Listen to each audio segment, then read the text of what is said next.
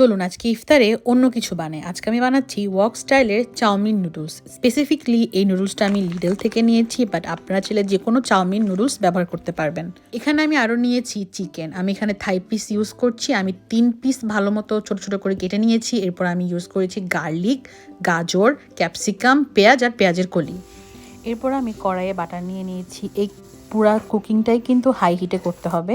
এরপর দিয়ে দিয়েছি আমি গার্লিকটা পুরোপুরি ব্রাউন করে ভেজে নেওয়ার কোনো দরকার নেই, জাস্ট একটু হালকা ভাজা হলেই ফ্লেভারটা যখন বাটারে চলে আসবে তখন আমি দিয়ে দিব চিকেনটা ভাজতে ভাজতে আমি এখানে দেখিয়ে দিচ্ছি আমি কী সস ইউজ করেছি। ফার্স্টে তো আমি সল্ট পেপার ইউজ করে নিয়েছি। এরপর সস হিসেবে ইউজ করছি আমি soya sauce, oyster sauce, fish sauce, normal যে ক্যাচাপ থাকে সেই ক্যাচাপ, আর এরপরে আমি দিয়েছি সুইট চিলি সস।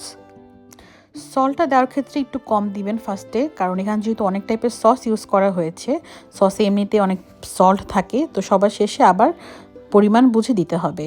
এখন আমি দিচ্ছি পেঁয়াজটা এখন মাংসের সাথে ভেজে নিব।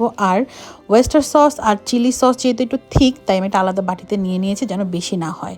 এরপর আমি এখানে ক্যারেট দিয়ে দিয়েছি। ক্যারেটটা ভাজা হওয়ার পরে দিয়ে দিব হচ্ছে চাউমিনটা আমি এখানে 80-85% বয়েল করে নিয়েছি। পুরো 100% করা যাবে না, তা না হলে এটা রান্না করতে করতে একদম সগি হয়ে যাবে। আর ভেজিটেবলগুলা খুব বেশি ভেজে নরম করার কোনো দরকার নেই, এটা জাস্ট একটা ক্রাঞ্চিনেস যেন বজায় থাকে সেটা দিয়ে খেয়াল রাখতে হবে।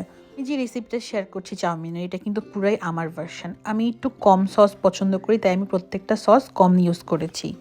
বাট আপনারা যদি অনেক বেশি সস পছন্দ করে থাকেন তাহলে প্রত্যেকটা সস আপনারা আপনাদের টেস্ট বাড অনুযায়ী বাড়িয়ে দিতে পারবেন। তো সবগুলো সস দেওয়া শেষ আমার। এখন আমি চাউমিনটা ভালোভাবে মিক্স করে নিব। এরপর চাউমিনটা একদম হওয়ার আগ মুহূর্তে আমি দিয়ে দিব ক্যাপসিকাম। আমি এখানে 3 রকমের ক্যাপসিকাম ব্যবহার করছি যেন কালারটা অনেক সুন্দর আসে। আর দিয়ে দিচ্ছি পেঁয়াজের কলি আর ক্যাপসিকাম কিন্তু একদম উঠানোর আগ মুহূর্তে দিব, তাহলে এটার ক্রাঞ্চিনেসটা আর কালারগুলো অনেক সুন্দরভাবে বজায় থাকবে।